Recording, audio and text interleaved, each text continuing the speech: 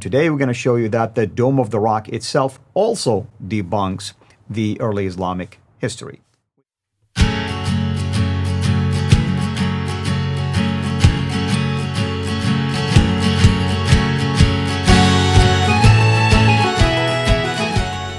Well, greeting everyone. This is Al-Fadi, and I am so excited, of course, that we are still going through this amazing series of short videos intentionally done that way by myself and Dr. J in order to help you, of course, simplify things. So we're putting it all together for you in a systematic format to be able to debunk the early Islamic history known as the Standard Islamic Narrative. Now, in the last couple of episodes, we showed you that the coins debunk early Islamic history, rock inscriptions do also debunk early Islamic history, and today we're going to show you that the Dome of the Rock itself also debunks the early Islamic history.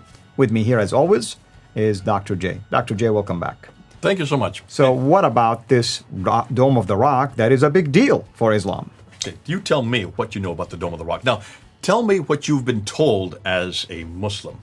Well, I mean, simply put, the Dome of the Rock is a big deal, of course, simply because the rock that we're talking about is the rock that allegedly Muhammad, when during the Isra and Mi'raj, basically he was taken from Mecca, whether in spirit or physically, all the way to Jerusalem. Well, he was told to get on the back of the Burak.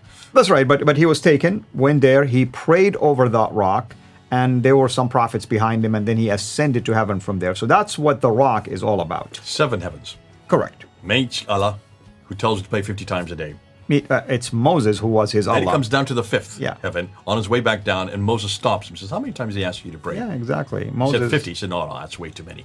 Go back and see if you can get it down. So he jumps back up to the 7th heaven, brings it down to 35. And then Moses is still too many. So he bounces back between the 5th and the 7th Moses heaven. is the God of Islam. There you go. And he brings it down finally from 50 to 35 to 20 to 15 to 10, finally down to 5. Once he gets it to 5, Moses says, okay, that's enough. Go back down to earth. So Moses is the one who dictates how many prayers we have today, which means this is happening in 621. So this is, according to the Standard Islamic Narrative, that's the year this happened. So it's the year before he moves up to Medina. So here he comes back down to earth and receives gets back on the winged horse there at the rock, which is Mount Moriah, and flies on back down to Mecca.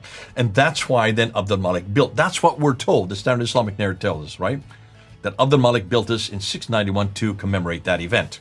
That's right. The Miraj, you call it the Isra Miraj. Yes, Isra wa Mi'raj. Miraj. Now, if that is the case, then I would suggest the Dome of the Rock is pretty important. How important is it for Muslims?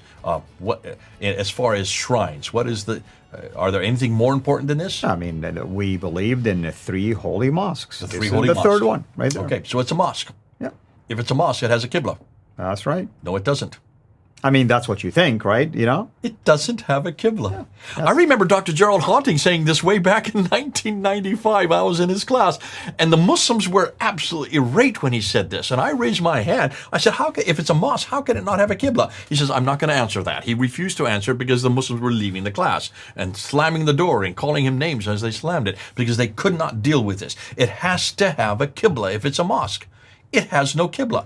Now, the Dome of the Chain right next to it does have a Qibla. The Dome of the Chain had to be built with a Qibla. What is interesting, the Qibla, take a look at where the Qibla is, because the Qibla is there on the Dome of the Chain.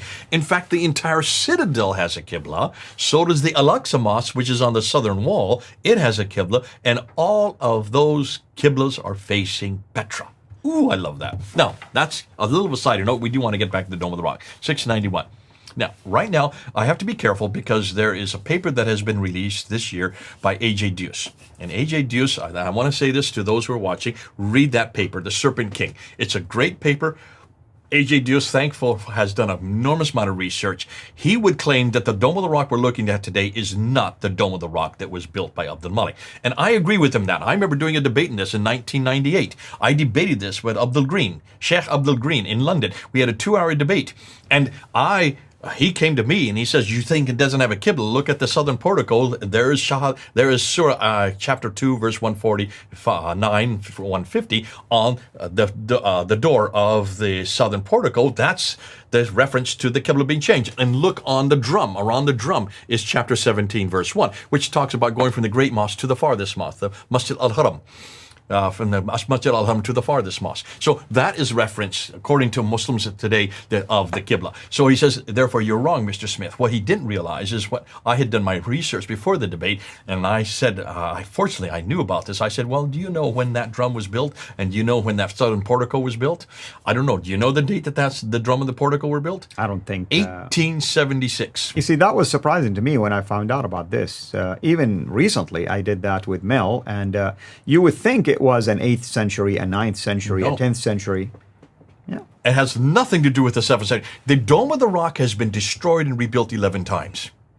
See, I knew this way back in 1995. Right. And I introduced that, and that shut down that whole debate. That was only one part of the debate. And I was saying, you've got a real problem here because you are so dependent on the Dome of the Rock as your third holiest shrine, because this is where the Shahada is introduced. La ilaha illallah, Muhammadur Rasulullah. You have to have it there. Otherwise, you don't have any other reference. That's the first reference to Muhammad on any structure. There is a reference to a Muhammad in a coin that is earlier in 660. But that is I'm going to show you who that Muhammad was. In fact, let's talk about this Muhammad, and let's go and look at the slide. So let's put up the slide here, and let's take a look at what we're looking at. So here is the slide of the Dome of the Rock, and you can see the cutaway there. The two green arrows. It's the bottom arrow. Look at the bottom arrow and look at that ambulatory. We call it ambulatories. I call it ambulatories because that's usually the technical name. It looks like a structure that goes around. So it's an 8-sided ambulatory. And what A.J. Dios says is that actually it's that outer one that you're looking at with the bottom green arrow, that is where the inscription is with the Shahada. And that's what we're looking at. That's Shahada. According to all the scholars I know, that was introduced by Al-Malik. A.J. Dios says, no, you probably don't get that inscription there until the 16th century because of the destruction, rebuilds, and destruction, rebuilds. Thomas Alexander has refuted that. So we're having a healthy debate within the sin sifters as to whether or not this is a 691 inscription or is it a 1500 inscription. AD. I am not going to take a side on this. Let's just assume it is 691. Let's just go with Thomas Alexander for sake of argument today, all right? Because I'm not going to make a decision on that this early. And this is what I love, these kind of debates. So if this is a 691 inscription, this is what it says. Now, we've always assumed it's 691. We'll keep it with that. And you have al-Malik introducing this inscription. It's a 30 feet inscription with lots of references in Arabic. Interestingly, it has diacritical marks, which is problematic because there was no diacritical marks that early. So obviously, either those diacritical marks were written or added at a later date, or that means that this inscription comes from a later date. You can go either way with that because you can always add inscriptions. If it's mosaic, you can always add the inscriptions at a later date, which is also means you can add an inscription at a later date too if it's just mosaics. That's right. That's the beauty of mosaics. You can take stones off and put them in again, and you don't know what the age is on that. Now, what's there is La ilaha Muhammadur Rasulullah is there, and that's why most people are saying this is referring to Muhammad the man. However, take a look at all the inscriptions that precede it and follow it. Chapter 112. Well, let's start with, starts with chapter 4, verse 171, which we have in the Quran today. Say not three, for God is one, and he has no son. Now, who is that attacking? It's attacking Christianity and the sonship of Christ. Exactly. So it's attacking Jesus. It's an anti-trinitarian attack against the Trinitarians, right? Mm-hmm. Which is exactly who Al-Malik was. He was a Christian, no doubt about it. He talked about, you can see material that he uses in his reign that are very clear that he is a Christian, but he's an anti-Trinitarian Christian. And that's why he's attacking the Trinitarians. And he is a big figure. Listen, he is the caliph. He was the caliph from according to what Joe is saying, it started in 680, not 685. Thomas Alexander also agrees with that. And the Germans seem to be supporting that. And he did an enormous amount. He is the one that introduces the Arabic as the lingua franca for the whole area. And by doing that, he is the one that started the ball on creating a Quran. You had to have a book. If you're going to have a man, you need to have a book. Every prophet has to have a book. And that's why they had to borrow. We're going to get into that in the next segment on looking at the Quran. But nonetheless, here's the Dome of the Rock, and he introduces this inscription.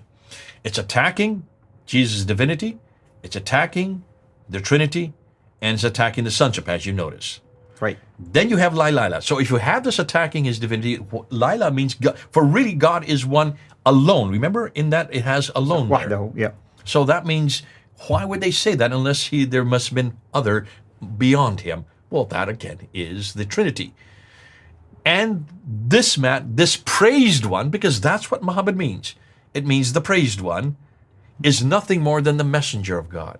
So if that is the case, who's this referring to? Yeah, if we read it this way, then obviously you can make the case that this is in reference to Christ himself. This is really a reference to Christ. Yeah. And simply because, by the way, in John 14, when Jesus says, and I will send you another comforter, another praised one, which means he is a praised one also.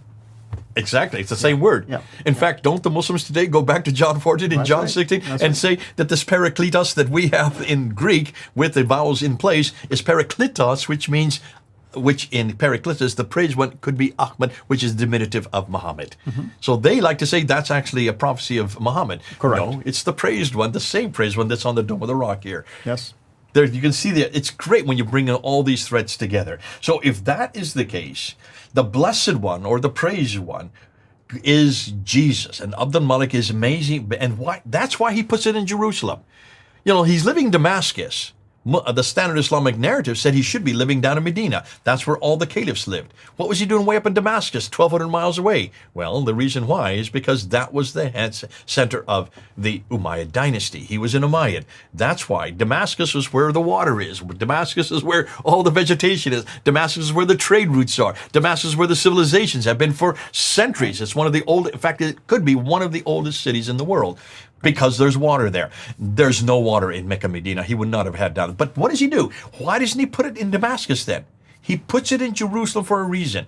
Look and see where it's located. I see we're out of time. We need to wrap this all up. But if you look at all this, this is all about Jesus. This has nothing more than do that. There's the last piece of evidence that we needed to fit it all out. Not only that, I want to add just one last thing. If they had the sophisticated knowledge, engineering knowledge to build something like this in Jerusalem, why in the world they didn't use it in Mecca? Why didn't they have the Shahada in Mecca around the Kaaba? Why didn't they build something like this in Mecca? And look where they built it. They put it on Mount Moriah, the Holy of Holies for the Jews, looking down on the Church of the Sepulchre. This is a one-upmanship against the Byzantines. It's a one-upmanship also against the Jews.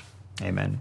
Thank you so much. And hopefully everyone is catching on this theme. And until next time, have a blessed day.